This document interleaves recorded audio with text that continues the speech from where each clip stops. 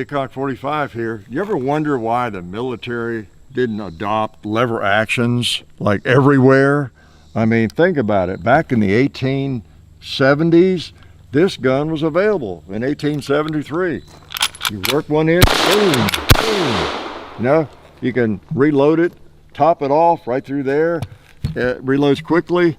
It holds a lot of rounds, 15 or more rounds. The Henry rifle was around, the 1866, 1873.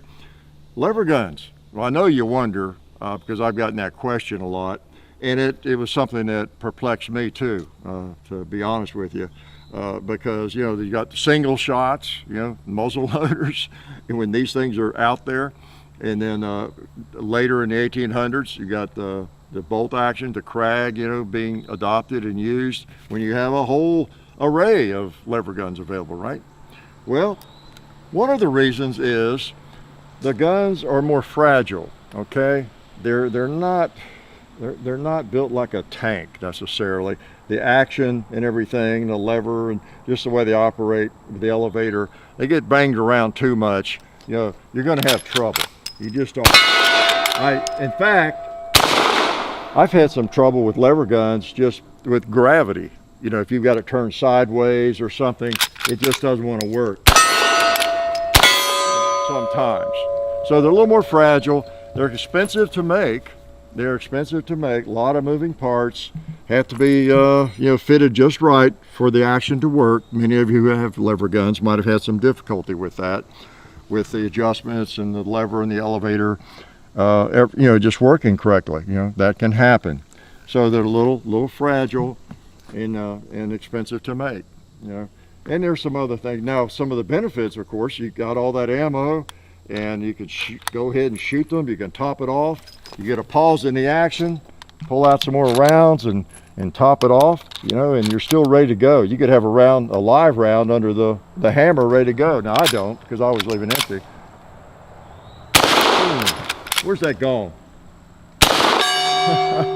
So, beautiful guns. Another reason, flat nose bullets. You need to shoot flat nose bullets. Why? Anybody know? Yeah, because they're in this tube, back to back or head to back, whatever, right? So you don't want a pointed bullet, into that primer. Okay, that could not be a good outcome. So that's a big deal right there.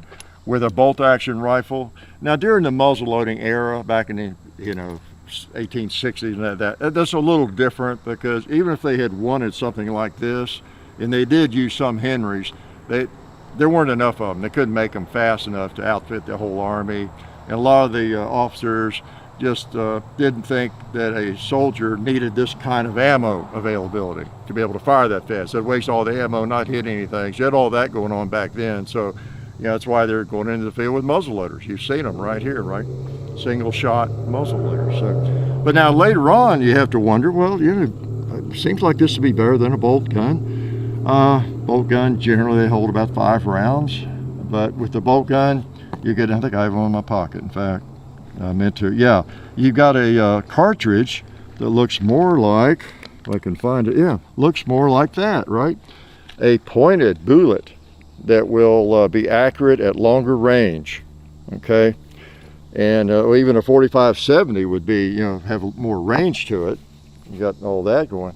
But you got these pistol rounds, basically, in these guns. So military doesn't necessarily want to go to the war with pistol bullets, really. The 1873, most of the lever guns, the really popular ones, the 1892, they chambered a pistol round essentially, right? So you could have a better bullet, more powerful and pointed, but you got to stack them on top of each other. So if you hadn't thought of that, that's another reason.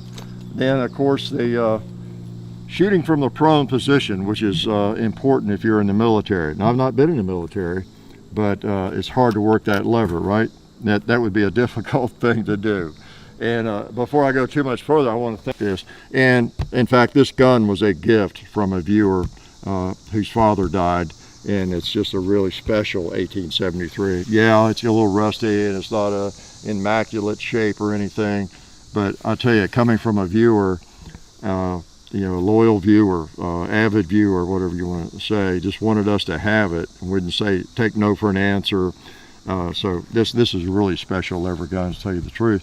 So, but anyway, as I was saying before I was rudely interrupted by Hickok 45, you might not think about that, but if you're lying down, with a bolt gun, your bolt's up here and you're just working the bolt, and you don't have to really change position much. But if you're down there close to the ground and you've got to bring that lever down, that could present problems, right? Yeah, so that's another big reason, okay? And just all those reasons combined. Now, there were some militaries in Europe, I think, that actually used the 1873, so it wasn't unheard of. It just wasn't done much around the United States. The Henry rifle, yes, but not in huge numbers.